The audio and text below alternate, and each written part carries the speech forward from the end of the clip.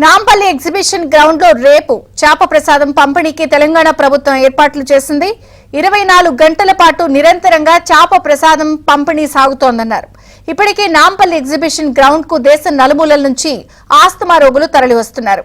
1,50,000 చేప పిల్లలను సిద్ధం చేసినట్లు మత్స్యశాఖ అధికారులు తెలిపారు.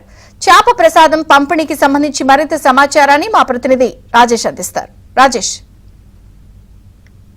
నాంపల్లి ఎగ్జిబిషన్ గ్రౌండ్లో ప్రతి ఏడాది నిర్వహించే చేపమందు ప్రసాదం పంపిణీ కార్యక్రమానికి రాష్ట్ర ప్రభుత్వం అన్ని ఏర్పాట్లు చేసింది.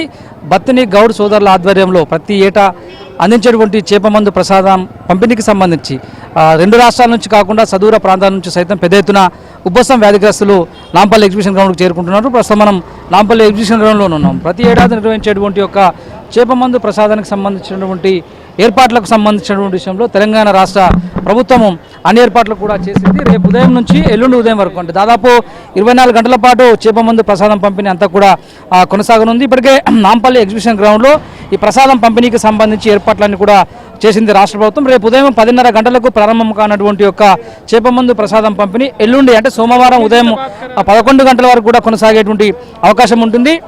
నాంపల్లి ఎగ్జిబిషన్ గ్రౌండ్కి దేశ నలుమూలల నుంచి వివిధ రాష్ట్రాల నుంచి పర్టికులర్గా పెద్ద ఎత్తున తరలి వచ్చినటువంటి ఉబ్బసం వ్యాధిగ్రస్తులందరికీ కూడా షెల్టర్ ఏర్పాటు చేసింది రాష్ట్ర ప్రభుత్వం. మొత్తం రేపు ఉదయం ప్రారంభం కానటువంటి యొక్క చేపమందు ప్రసాదం పంపిణీకి సంబంధించి దాదాపు 32 కౌంటర్లను కూడా రాష్ట్ర ప్రభుత్వం ప్రత్యేకంగా ఏర్పాటు చేసింది. ఇందులో పర్టికులర్గా వికలాంగులకు, వృద్ధులకు, మహిళలకు, అదేవిధంగా విఐపీలకు ప్రత్యేక క్యూలను ఉండేలా ఏర్పాటు చేస్తుంది. దాదాపు 1,50,000 కొర్రమీన్ చేపలను కూడా ఇందుకోసం అందుబాటులో తీసుకొచ్చింది తెలంగాణ మత్స్యశాఖ.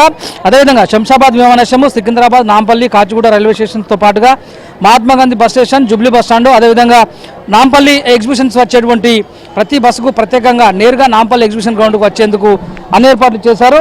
దీంతో పాటుగా 1845 నుంచి కొనసాగుతున్నటువంటి ఒక చేపమందు ప్రసాదాన్ని పంపిణీకి సంబంధించి దేశవ్యాప్తంగా పెద్ద ఎత్తున ఒక ప్రాముఖ్యత ఉంటుందని చెప్పాలి. దాంతోపాటుగా వరుసగా 3 ఏళ్ల పాటు చేప ప్రసాదం స్వీకరిస్తే ఆస్తమా వ్యాధిగ్రస్తులు ఎవరైతే ఉంటారో వారికి పూర్తిగా నయమయ్యేటువంటి అవకాశం ఉన్నటువంటి ఒక నమ్మకం ఉంటుంది. దానిలో భాగంగా ఉత్తరాది రాష్ట్రాల నుంచి భారీగా తరలి వచ్చినటువంటి ఆస్తమా వ్యాధిగ్రస్తులు అందరూ కూడా మనం విజువల్స్లో చూడొచ్చు. ఏబిఎన్ ఆంధ్రజ్యోతి స్క్రీన్ పైన వారికి సంబంధించినటువంటి విజువల్స్ అన్ని కూడా కెమెరామెన్ నిరంజన్ చూపించేటువంటి ప్రయత్నం చేస్తున్నారు. సదూర ప్రాంతాల నుంచి మాత్రమే కాదు, దేశం నలువైపులో ఉన్నటువంటి రాష్ట్రాల నుంచి పర్టికులర్గా ఉత్తర భారత నుంచి, అదేవిధంగా దక్షిణ భారతదేశం నుంచి పెద్ద ఎత్తున తరలి వచ్చేటువంటి ఒక ఆస్తమా వ్యాధిగ్రస్తుల కోసం ప్రతి ఏడాది ప్రభుత్వం పూర్తిస్థాయి ఏర్పాట్లు అన్ని కూడా చేస్తుంది. ఇక అన్ని శాఖల సమన్వయంతో రేపు ఉదయం 10:30 గంటలకు ప్రారంభమయ్యేటువంటి అవకాశం ఉంటుంది. కాబట్టి వారందరికీ కూడా మంచినీరు, అదేవిధంగా ఆహారము, ఇతరత్ర సదుపాయాలు పర్టికులర్గా మరుగుదొడ్లు, అదేవిధంగా ఇతర ఇబ్బందులు తలెత్తకుండా ఉండేందుకు అన్ని శాఖలను రాష్ట్ర ప్రభుత్వం సంసిద్ధం చేసింది. అన్ని శాఖల నియంత్రణ కేంద్రాన్ని కూడా ఏర్పాటు చేసింది. ప్రస్తుతం మనం విజువల్స్లో చూస్తున్నటువంటి కంట్రోల్ రూమ్ ఏదైతే ఉందో అది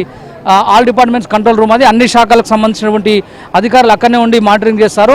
పూర్తిస్థాయి ఏర్పాట్లన్నీ దాదాపుగా 90% పనులన్నీ కూడా పూర్తయ్యని చెప్పొచ్చు. మిగతా పనులన్నీ కూడా ఇవాళ నైట్కు కంప్లీట్ చేసి రేపు ఉదయం షార్ప్గా 10:30 గంటలకి చేపమందు ప్రసాద పంపిణీ కార్యక్రమం అంతా కూడా కొనసాగుతుంది. పర్టికులర్గా రాష్ట్ర ప్రభుత్వం, కాంగ్రెస్ ప్రభుత్వము పూర్తిస్థాయి ఏర్పాట్లన్నీ కూడా పర్యవేక్షించేందుకు ఇతర మంత్రులను కూడా ఈ బాధ్యతను కూడా అప్పగించింది. సో వచ్చేటువంటి దాదాపు లక్షలాది మంది ఆస్తమా వ్యాధిగ్రస్తులు వచ్చేటువంటి అవకాశం ఉంటుంది. వాళ్ళందరికీ టోకన్ సిస్టాన్ని కూడా ఈసారి ఏర్పాటు చేశారు. సో ఈ వచ్చేటువంటి వారు ఎవరైతే ఉన్నారో వారు ఎవరికి కూడా ఎలాంటి ఇబ్బందులు తలెత్తకుండా ఉండేందుకు పూర్తి స్థాయి ఏర్పాటు చేయాలని చెప్పేసి ఇప్పటికే ముఖ్యమంత్రి రేవంత్ రెడ్డి ఇద్దరు మంత్రులను కూడా ఆదేశించినట్లు తెలుస్తుంది. దానిలో భాగంగా చేపమందు ప్రసాదం పంపిణీని తీసుకోవడానికి వస్తున్నటువంటి ఎవరైతే ఆస్తమా వ్యాధిగ్రస్తులు ఉంటారో వారికి ఎలాంటి ఇబ్బందులు తలెత్తకుండా పూర్తి స్థాయి పర్యవేక్షణలో దాదాపు 24 గంటల పాటు ఈ చేపమందు ప్రసాదం పంపిణీ కార్యక్రమం జరిగేలా రాష్ట్ర ప్రభుత్వం అన్ని ఏర్పాట్లు చేసింది. కెమెరామ్యాన్ నిరంజన్తో రాజేష్, ఏబిఎన్ ఆంధ్రజ్యోతి.